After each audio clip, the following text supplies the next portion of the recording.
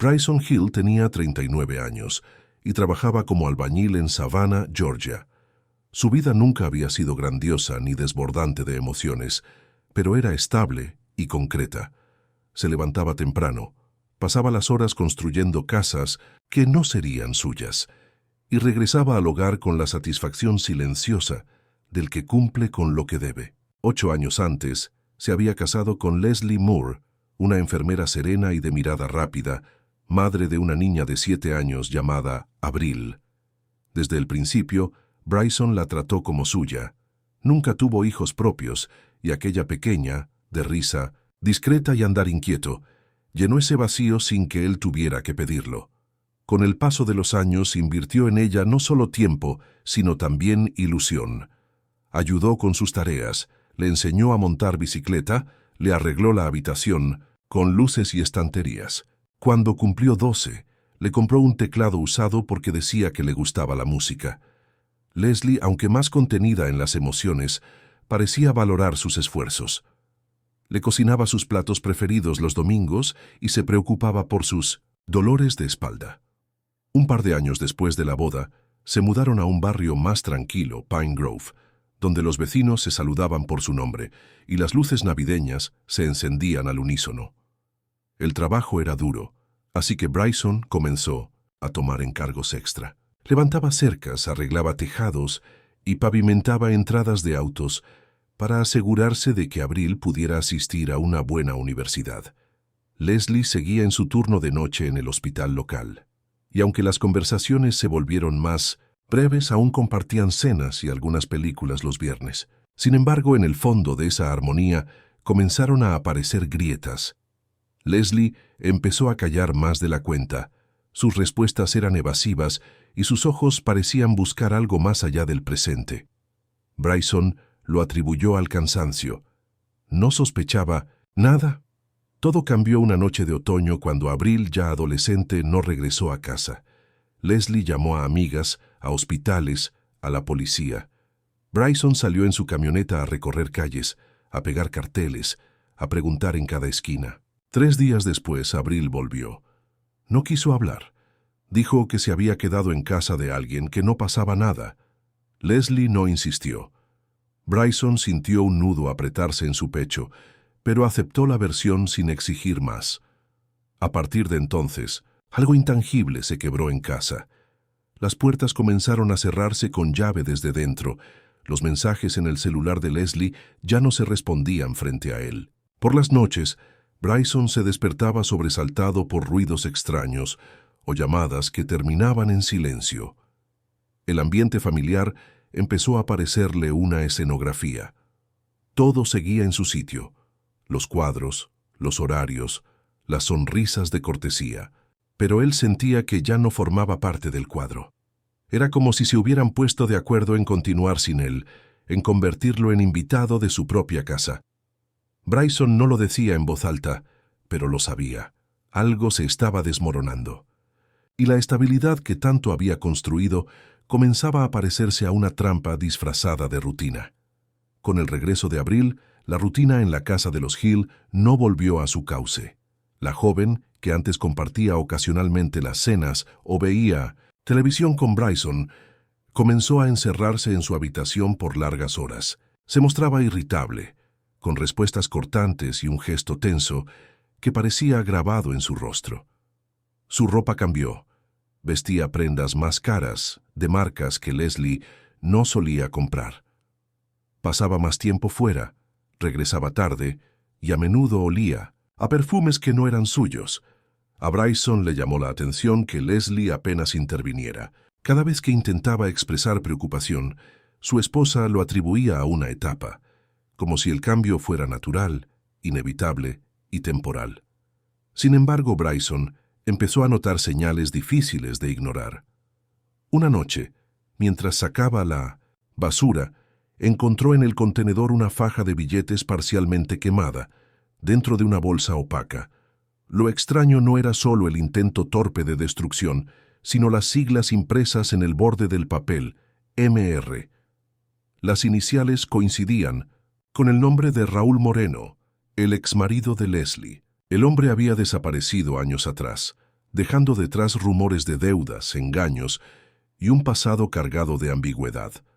Según lo poco que Leslie había mencionado, se trataba de alguien inestable, posiblemente involucrado en negocios ilegales, y de quien prefería no hablar. Su desaparición había sido abrupta, pero no inesperada. La presencia de ese rastro físico encendió una alarma en Bryson. Intentó abordar el tema con Leslie de forma cuidadosa, pero ella esquivó el asunto, argumentando cansancio y falta de ganas de discutir. A los pocos días, la camioneta de Bryson amaneció con 2 neumáticos pinchados. Nadie en el vecindario reportó haber visto algo, y la policía, tras una visita breve, concluyó que podría haber sido una travesura local. Bryson, sin embargo, comenzó a desconfiar de la casualidad. En el trabajo también enfrentó contratiempos. Una de sus herramientas más costosas desapareció del almacén sin explicación, y un cliente lo acusó de no completar un encargo que nunca había aceptado. Las coincidencias se acumulaban. En respuesta, Bryson optó por observar, callar y documentar. Empezó a revisar los movimientos bancarios, hizo copias de recibos y anotó cambios en el comportamiento del hogar. Fue entonces cuando lo vio. Leslie, al otro lado de la calle frente a una escuela primaria, entregando discretamente un sobre a un hombre que no era del vecindario. Otro día reconoció a Abril en un coche desconocido, acompañada de un conductor mayor, con quien parecía hablar con familiaridad. Los intentos por confrontarlas resultaban infructuosos. Leslie cerraba cualquier conversación con indiferencia, y Abril respondía con miradas vacías. La casa, antaño refugio, se convirtió en un escenario fingido. Los marcos familiares desaparecieron de las paredes, los horarios dejaron de coincidir y las cenas fueron reemplazadas por silencios. Todo parecía seguir igual, pero el aire era más espeso, como si detrás de cada puerta se ocultara un guión ya escrito. Bryson, aún sin comprender la magnitud, intuía que lo que estaba presenciando no era un simple conflicto familiar. Era el comienzo de algo más profundo y peligroso. El nombre de Raúl Moreno reapareció en los noticieros locales casi como una sombra rescatada del polvo. Su vinculación con una investigación federal sobre narcotráfico y desaparición de fondos encendió alertas en toda la región costera. No se especificaba si estaba vivo o muerto, pero el informe señalaba que, tras un acuerdo fallido con una red mexicana, Raúl había desaparecido con una suma sustancial. En Pine Grove, algunos vecinos afirmaron haber notado movimientos extraños cerca de la casa de Leslie. Autos de vidrios polarizados estacionados por minutos, rostros nuevos que evitaban cruzar miradas. Bryson, aún sin respuestas, comenzó a tejer sus propias hipótesis. La inquietud se volvió acción cuando decidió contactar a un investigador privado. Con la poca liquidez que aún conservaba, pagó una primera consulta y entregó la poca información que tenía sobre Raúl. La respuesta del investigador fue directa. Efectivamente, Moreno había desaparecido 6 años atrás después de apropiarse de una cantidad no especificada de dinero perteneciente a un grupo criminal. No existía acta de defunción, ni rastro legal de su paradero. Sin embargo, su nombre seguía apareciendo en informes de vigilancia vinculados al lavado de activos. El investigador sugirió discreción, pues la posibilidad de que alguien relacionado con Raúl estuviera operando aún en Georgia no era remota. Mientras tanto, en casa, la situación se tornaba cada vez más ajena a lo cotidiano. Abril abandonó la universidad sin previo aviso. Los pagos de matrícula cesaron, y en su lugar aparecieron bolsas de boutiques de lujo y dispositivos electrónicos nuevos. Leslie, por su parte, cambió de teléfono móvil, comenzó a usar maquillaje de marcas importadas y redujo sus turnos en el hospital, sin que eso afectara su aparente bienestar económico. Para Bryson, los números no cuadraban.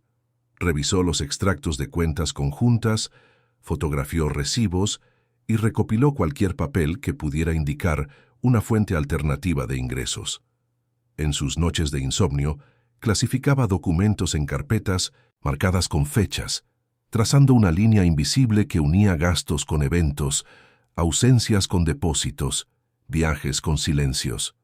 El ambiente en el hogar era cada vez más artificioso. Leslie mantenía una cortesía fría. Abril apenas cruzaba palabras con él. La sensación de ser observado desde dentro se volvió constante. Bryson descubrió que algunos mensajes de texto eran eliminados antes de que él pudiera verlos y que ciertos sobres del correo desaparecían sin explicación. Decidió colocar una pequeña cámara en el garaje sin informar a nadie. Lo que encontró fue revelador. Abril, en al menos 3 ocasiones, entregaba paquetes a conductores distintos, todos en vehículos alquilados. El contenido nunca se mostraba. Aunque todavía no comprendía el alcance de lo que estaba enfrentando, Bryson ya no dudaba de que algo del pasado había regresado para instalarse en su presente. La figura de Raúl Moreno ya no era solo un recuerdo, incómodo del pasado de su esposa, sino una amenaza latente que se filtraba en las grietas de una vida que creía haber construido con cimientos firmes. La distancia entre Bryson y Abril se convirtió en una brecha insalvable. La joven ya no ocultaba su desprecio. Sus ausencias se extendían hasta el amanecer y su mirada cargaba un desdén punzante cada vez que lo cruzaba en el pasillo. La confianza que alguna vez existió entre ellos, alimentada por años de cuidado y dedicación, se había desvanecido sin explicación. Un día, al recoger una mochila que Abril había dejado sobre el sofá, Bryson notó algo duro en su interior. Al abrirla, encontró un objeto contundente envuelto en una camiseta, cuya presencia lo desconcertó.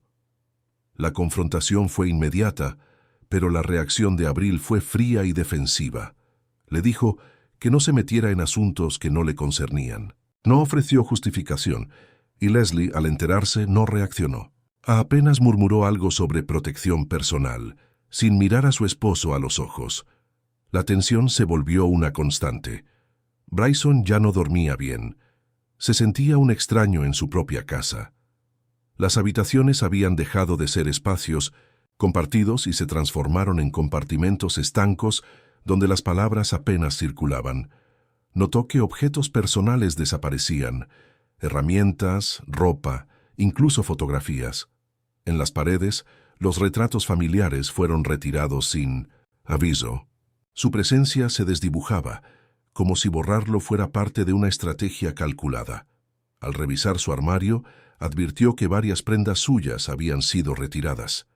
Cuando lo mencionó, Leslie respondió con indiferencia, alegando limpieza. Fue entonces cuando comprendió que la erosión no era accidental, sino deliberada. Poco después, lo llamaron desde la empresa constructora. Su contrato quedaba rescindido por una supuesta falta de respeto hacia un cliente. Bryson negó el incidente, pero la decisión ya estaba tomada. Sospechó que alguien había intervenido, manipulando la versión de los hechos.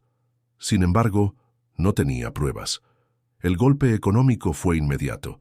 Intentó acceder a la cuenta compartida con Leslie, pero encontró que una suma considerable había sido retirada. Se comunicó con el banco, que confirmó la transacción realizada en una sucursal cercana. El retiro fue autorizado mediante firma presencial. Aunque la cuenta estaba a nombre de ambos, Bryson nunca fue informado. En un intento por recuperar el control, buscó asesoría legal. El abogado le explicó que a menos que existiera fraude comprobable, poco podía hacerse. Días después, Leslie presentó formalmente una solicitud de divorcio, invocando diferencias irreconciliables. El proceso ya estaba en marcha. Bryson recibió una notificación judicial que lo instaba a abandonar el domicilio en un plazo determinado. Su nombre había sido retirado de la propiedad meses atrás, en un trámite que, según Leslie, correspondía a una optimización de impuestos. El quiebre fue total. Abril dejó de referirse a él como padre. Su trato era el de una extraña con alguien a quien nunca había querido. Bryson se convirtió en una figura vaciada de afecto, excluida emocional, y jurídicamente comprendió que ya no quedaba familia, ni siquiera simulacro. Su identidad, construida sobre años de entrega silenciosa, se desmoronaba sin ruido, empujada por manos que alguna vez creyó que lo amaban. Una tarde de otoño, mientras intentaba reorganizar sus pertenencias antes de dejar la casa, Bryson recibió un mensaje inesperado de Leslie. En tono conciliador, mencionaba que deseaba cerrar el capítulo en buenos términos. Afirmaba lamentar cómo habían terminado las cosas y le proponía pasar por la vivienda a recoger unos álbumes antiguos que aún le pertenecían. Aunque desconfiaba de sus intenciones, la mención de los álbumes cargados de recuerdos lo empujó a aceptar. Llegó al anochecer, sin expectativas claras. La fachada de la casa seguía igual, pero la atmósfera era distinta, más silenciosa, más tensa. Leslie lo recibió vestida con esmero inusual, como si se preparara para un evento formal. El maquillaje era preciso, el peinado reciente. Abril estaba sentada en el sofá con auriculares puestos, sin levantar la mirada. La escena tenía un aire teatral, como si todos supieran algo que él ignoraba. Leslie le pidió que esperara en 1907 la sala mientras buscaba las cajas. Bryson permaneció de pie, observando los muebles, los cuadros que ya no estaban, las marcas en la pared donde colgaban fotografías familiares. Leslie regresó con una caja mediana, la dejó sobre la mesa y mencionó casi como un detalle menor que había encontrado en el sótano un arma vieja que él había extraviado años atrás. Dijo que quería devolvérsela para cerrar ciclos. La mención lo inquietó. Nunca había perdido ningún arma y no recordaba haber dejado nada semejante en la casa. Antes de que pudiera responder, se escucharon golpes en la puerta. 2. Agentes policiales ingresaron con rapidez, armas en la funda, pero con gesto serio. Indicaron que respondían a una llamada anónima que alertaba sobre una amenaza armada en esa dirección. Bryson, desconcertado, intentó explicar que no tenía armas consigo, pero uno de los oficiales señaló el paquete sobre la mesa. Al abrirlo, hallaron un objeto metálico envuelto, registrado a nombre de Bryson y aparentemente manipulado recientemente. Bryson no recordaba haberla tocado en años, pero sus huellas estaban allí. Lo redujeron sin violencia excesiva, pero con determinación. Fue esposado en el suelo del salón que él mismo había ayudado a pintar. Leslie observaba sin emoción visible. Abril retiró sus auriculares y miró a los oficiales como si la escena fuera parte de una serie ya conocida. En la comisaría, Leslie presentó una denuncia por amenazas alegando que Bryson había llegado alterado y armado. Abril ratificó la versión. Los agentes incluyeron en su informe que el arma estaba en posesión del acusado. No había forma de refutarlo en el momento. La coincidencia de tiempos, huellas y testimonios formaba un expediente sólido. El juez asignó de inmediato una orden de alejamiento. Bryson fue liberado con medidas cautelares. Su entrada al domicilio quedó prohibida. Las acusaciones eran serias. El incidente, en apariencia espontáneo, mostraba signos de preparación, documentos listos, declaraciones firmadas, pruebas organizadas. Para Bryson, la conclusión era inevitable. Había sido cuidadosamente manipulado para caer en una trampa diseñada con precisión. A partir de ese día, dejó de ser un hombre en crisis para convertirse en pieza dentro de una maquinaria invisible que buscaba anularlo. Un mes después del incidente en la casa, el caso llegó a los tribunales. La acusación formal señalaba a Bryson Hill como responsable de amenazas contra su exesposa y su hijastra, así como de posesión indebida de un arma de fuego registrada a su nombre. El fiscal presentó fotografías de la pistola, informes de los agentes y las declaraciones juradas de Leslie y Abril. En ellas, ambas coincidían en que Bryson había ingresado al domicilio con actitud violenta y que existía un historial de comportamientos intimidantes. Para reforzar la imagen de peligro, Leslie entregó al tribunal imágenes que, según ella, evidenciaban un incidente ocurrido días antes, aunque no se acompañaron de documentación médica. No hubo parte médico, pero sí testimonio emocional. Durante la audiencia, Abril lloró. Narró cómo su figura paterna había cambiado con los años, cómo el hombre que la cuidó había mutado en alguien impredecible. Bryson escuchaba sin reaccionar. Su abogado, contratado con dificultad, tras agotar casi todos sus recursos, intentó contrarrestar las acusaciones. Señaló la falta de pruebas directas del supuesto forcejeo y la contradicción entre la conducta histórica de Bryson y la agresividad repentina que se le atribuía. Sin embargo, la carga testimonial fue más poderosa.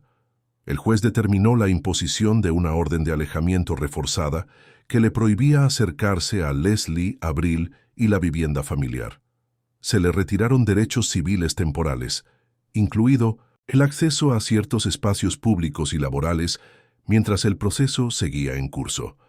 A nivel personal, las consecuencias no tardaron en manifestarse. En su nuevo empleo, apenas comenzado tras el despido anterior, la dirección recibió una copia del expediente judicial por correo anónimo. Bryson fue citado y posteriormente apartado de sus funciones. La acusación, aunque aún sin sentencia, lo colocaba en una situación vulnerable. Sin trabajo, sin domicilio y con antecedentes recientes, sus posibilidades de rehacer su vida se estrechaban. Algunos conocidos se distanciaron, otros optaron por no responder llamadas. Las ayudas institucionales eran mínimas y los recursos que aún conservaba se agotaban con rapidez.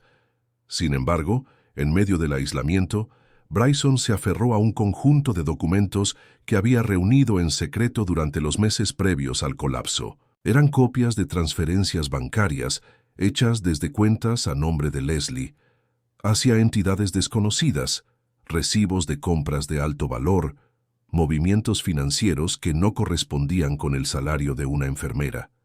Había también fotografías tomadas desde su automóvil, donde se veía a Abril ingresando a establecimientos vinculados a servicios de lujo, así como registros de llamadas extraídas de una vieja factura.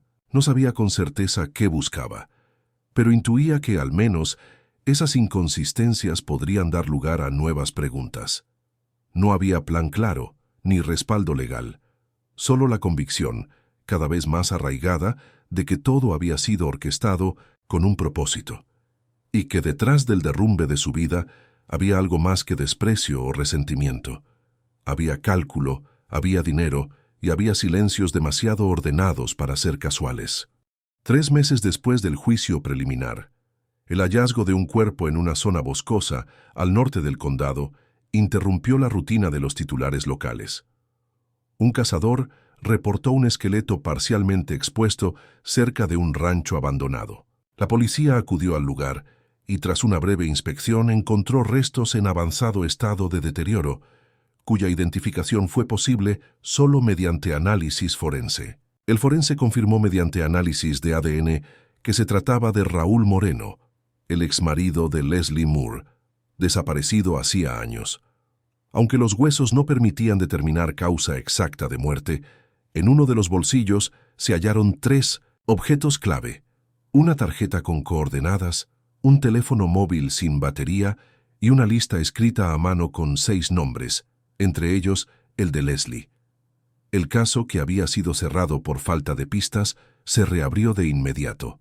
La presencia del nombre de Leslie en la lista llamó la atención de los investigadores, que comenzaron a revisar sus antecedentes y conexiones financieras. La noticia se filtró rápidamente a los medios. Algunos reporteros reconstruyeron el vínculo entre Leslie y Raúl, incluyendo su desaparición posterior a un escándalo de dinero no recuperado. Bryson leyó el artículo en una biblioteca pública. Sintió un vértigo seco, sin sorpresa. Su intuición se confirmaba. Raúl estaba muerto, y no había sido por causas naturales.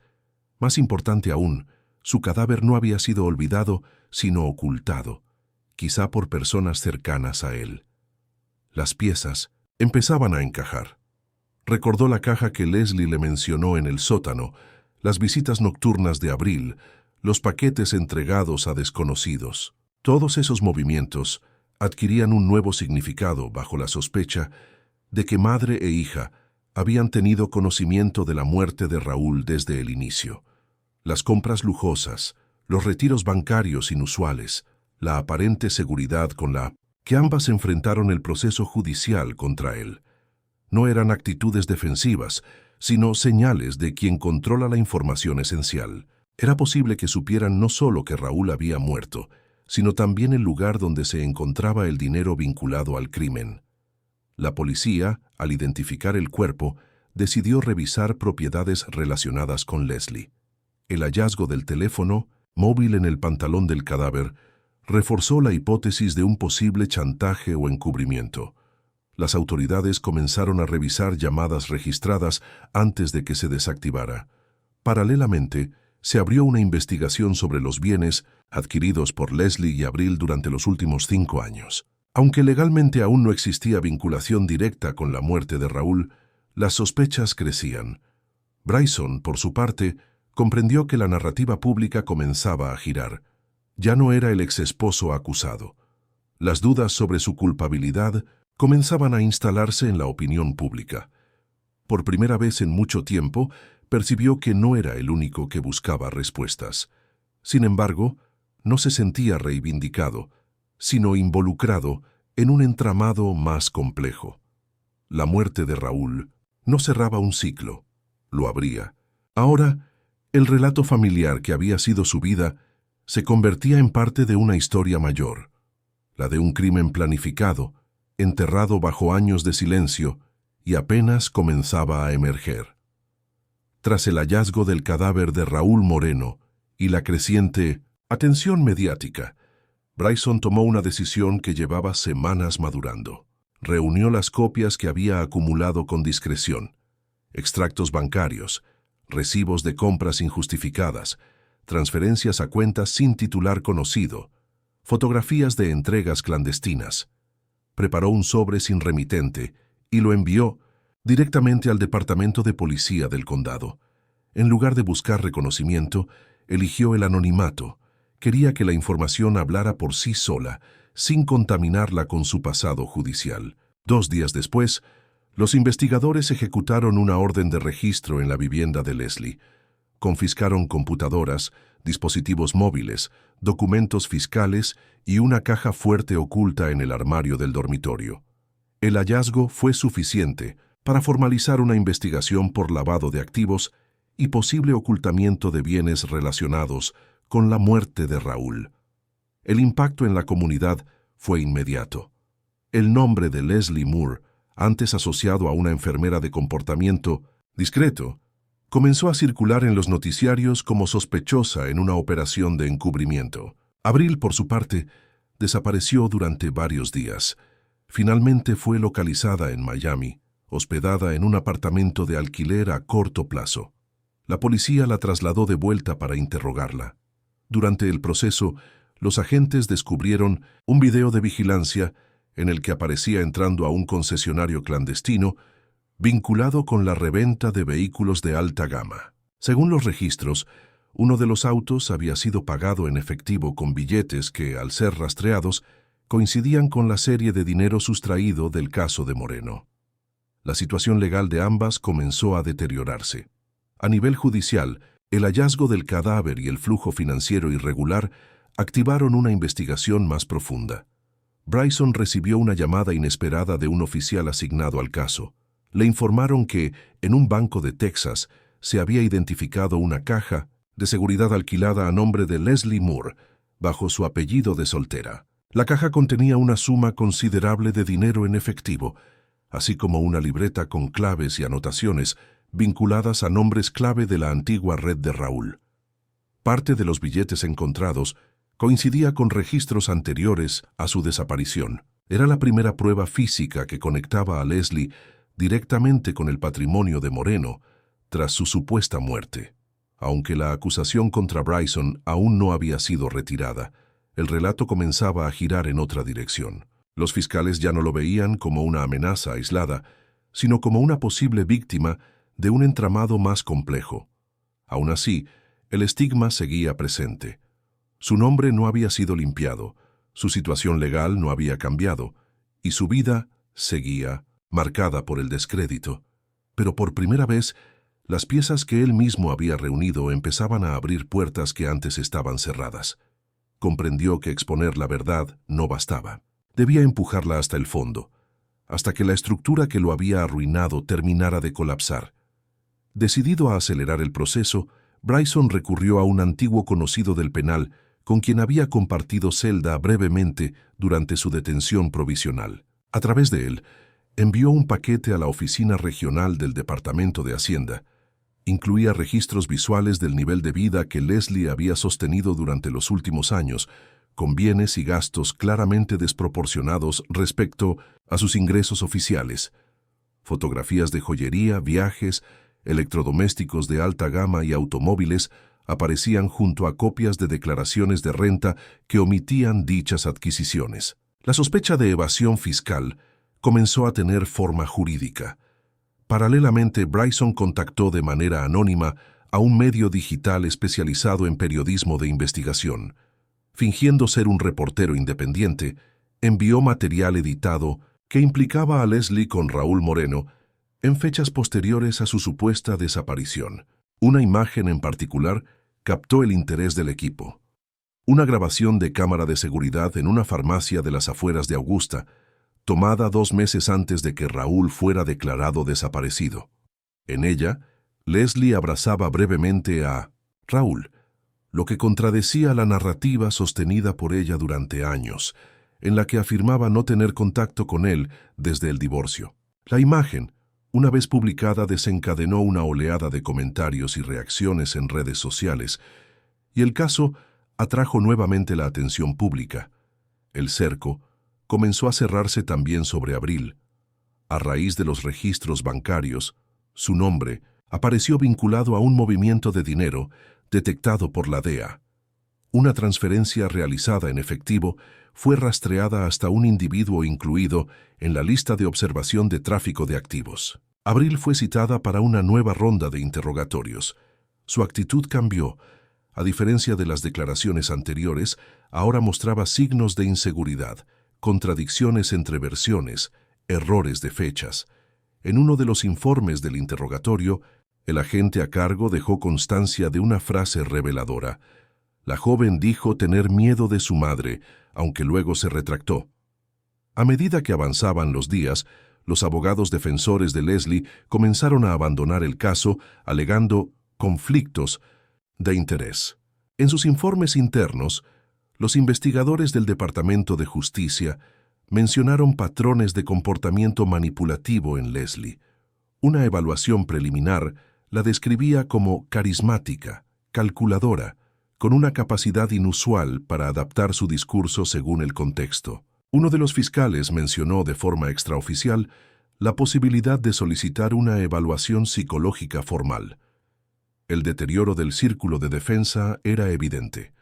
La narrativa cuidadosamente construida por años se fragmentaba con rapidez, y los vínculos emocionales que Leslie había tejido con las autoridades, vecinos y conocidos se desmoronaban.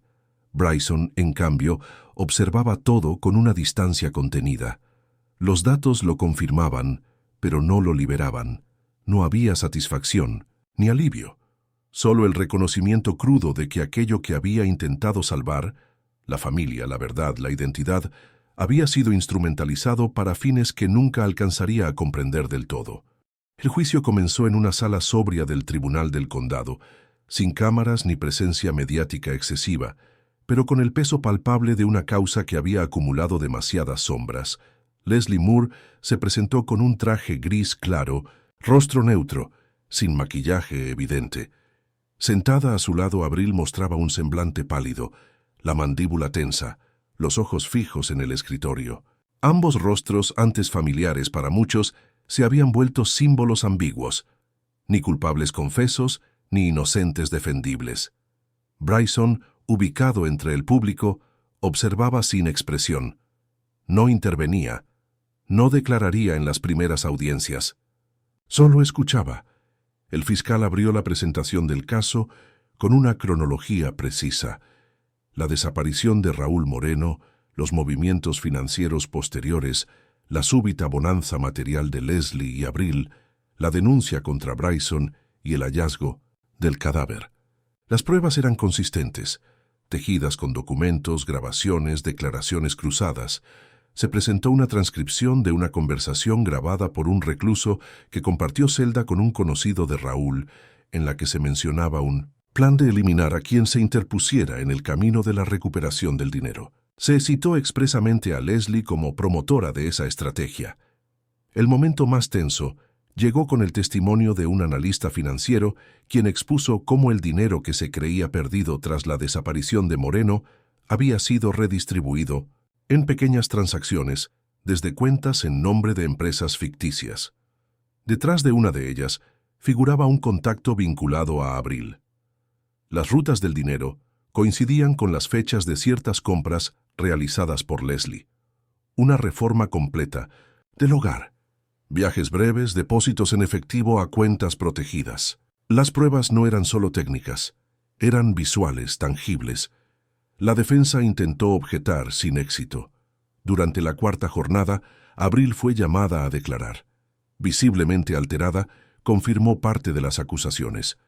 Admitió que su madre le había pedido colaborar con movimientos de dinero y que desconocía el origen exacto de los fondos. Mencionó haber temido por su seguridad en varias ocasiones, aunque no acusó directamente a Leslie de amenazas. La sala permaneció en silencio. Su declaración marcó un punto de inflexión. La defensa perdió cohesión y los abogados comenzaron a negociar acuerdos parciales. La fiscalía se mantuvo firme, exigiría penas diferenciadas según el grado de participación. El fallo fue dictado tras 3 semanas de audiencia. Leslie Moore fue condenada a 24 años de prisión sin posibilidad de libertad condicional durante los primeros 16. Abril recibió una pena reducida de 9 años con restricción de contacto con miembros de su antigua familia. El juez, en su alocución final, habló de manipulación, cálculo emocional y uso instrumental de los vínculos afectivos. Bryson abandonó la sala sin decir una palabra. No expresó alivio ni victoria. Lo que había comenzado como una búsqueda de justicia se había convertido en una exposición clínica de ruinas, de vínculos, de identidades, de todo aquello que había intentado defender mientras era desmantelado desde adentro. Un año después del veredicto, Bryson Hill recibió una carta manuscrita en un sobre blanco sin remitente. El matasellos indicaba que había sido enviada desde una prisión estatal para mujeres. La caligrafía era ordenada, femenina, ligeramente inclinada. Reconoció el trazo antes de abrirlo. En el interior, una hoja doblada cuidadosamente contenía un mensaje de varias páginas firmado por Abril Moore. No había disculpas directas ni intentos de justificar los hechos. Tampoco menciones explícitas a los delitos. El tono general era sobrio, reflexivo, casi distante, como si la distancia física hubiera modelado también una nueva forma de entender los vínculos. En el cuerpo de la carta, Abril relataba escenas de su adolescencia que Bryson había olvidado o no había considerado significativas. Las clases improvisadas de matemáticas después del trabajo, las tardes arreglando su bicicleta en el porche, el día en que construyeron juntos una mesa para la cocina. Recordaba haberlo visto llorar en silencio cuando ella lo llamó papá por primera vez. Esas menciones no eran nostálgicas, sino casi clínicas, como un repaso a momentos que, en retrospectiva, habían adquirido otro peso. En uno de los pasajes más breves, escribió que soñaba con su voz, que a veces la sorprendía en medio del sueño, hablándole como si todo pudiera volver a ser seguro. La frase final del texto decía: si pudiera volver atrás, elegiría de otro modo. No pedía nada. No exigía comprensión ni abría puertas al contacto futuro. Era un gesto contenido, un intento de reconocimiento sin adornos. Bryson no respondió. No compartió el contenido con nadie. Guardó la carta en una carpeta sin nombre durante 3 días y luego decidió deshacerse de ella sin violencia. Caminó hasta la ribera del río que bordeaba el barrio donde vivía ahora y dejó que la corriente se la llevara. No la quemó ni la rompió, solo la soltó, como si fuera una parte de su historia que ya no quería sostener. El acto no fue liberador ni simbólico. Fue funcional. Bryson no creía en los rituales ni en la redención. Sabía que algunas heridas no se cerraban ni con justicia, ni con tiempo. El proceso había transformado su vida de forma irreversible. No buscaba reconciliación, tampoco venganza. Su objetivo, desde hacía meses, era simplemente no repetir el mismo error, entregar todo sin saber a quién. Se había convertido en alguien más cauto, más reservado, casi invisible. Había reconstruido una rutina modesta, alejada de vínculos emocionales profundos. Mantenía su entorno limitado, evitaba confidencias, no compartía más de lo necesario. El río se llevó la carta sin dejar rastro. En la superficie nada cambió. En el fondo algo se cerró sin curarse. Bryson entendía que el pasado no se deshace, ni con prisiones ni con arrepentimientos. Lo que había perdido no se medía en objetos o años. Lo que se había roto era la estructura interna de su confianza, su percepción del amor, su idea de pertenencia. Eso ninguna sentencia podía reparar. Bryson Hill no volvió a mirar atrás, no pidió revisión judicial ni reclamó indemnización por la falsa acusación. No concedió entrevistas ni ofreció declaraciones sobre el caso. Vendió las pocas pertenencias que le quedaban en Savannah y se trasladó a otro estado, al norte, donde nadie conocía su nombre. Alquiló un taller en las afueras de un pueblo pequeño, instaló herramientas con lo mínimo necesario y comenzó a ofrecer servicios de reparación. No llevaba publicidad, ni letrero, ni sitio web. Su clientela se formó por recomendaciones, despacio, sin sobresaltos. Hablaba poco, escuchaba mucho, vivía solo, mantenía todo limpio y funcional. Compartía casa con una mujer de edad similar, una enfermera retirada que no hacía preguntas. Se saludaban al cruzarse en la cocina, intercambiaban frases breves sobre el clima, la despensa, el ruido de los trenes. Ella no sabía su historia, y él no tenía intención de contarla. Era una convivencia sin promesas ni compromisos, construida sobre la necesidad de silencio compartido. Bryson encontraba una forma de paz en esa ausencia de vínculos. No era plenitud, pero tampoco amenaza. Trabajaba durante el día y por las tardes ofrecía clases de oficios a jóvenes en riesgo de exclusión. No hablaba de sí mismo. Les enseñaba a usar sus manos. Por las noches encendía un viejo reproductor de audio, sin conexión a Internet. En él guardaba una única grabación, una nota de voz antigua, de cuando Abril tenía 15 años. Se escuchaba su risa en una celebración escolar, diciendo su nombre entre carcajadas.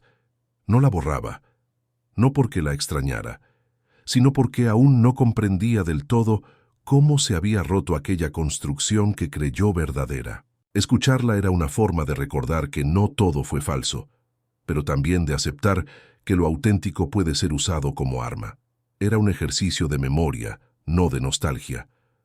Con el tiempo, recibió noticias fragmentadas. Leslie fue trasladada temporalmente a otra unidad del centro penitenciario por motivos médicos no especificados. Las secuelas físicas no fueron graves, pero requirió traslado a una unidad de control. Abril, en cambio, había cumplido parte de su condena en régimen, cerrado y luego fue liberada bajo supervisión. Intentó buscar trabajo, pero su nombre aparecía vinculado al caso en múltiples bases de datos.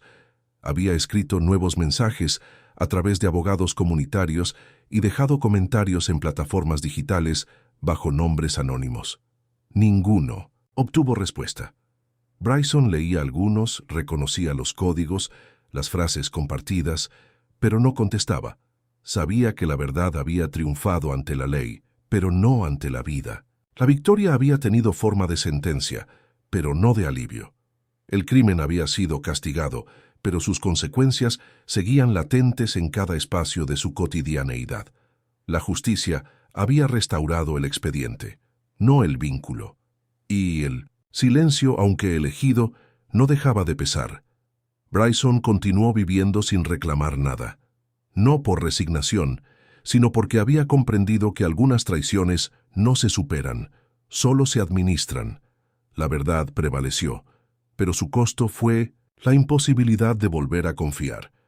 Y eso, para él, era la forma más silenciosa del exilio. Amigos, antes de finalizar esta historia, es importante decir algunas palabras. Nuestro contenido está dedicado al análisis de eventos criminales, pero de ninguna manera justifica ni glorifica la violencia. Exploramos estos casos para comprender mejor sus causas y consecuencias.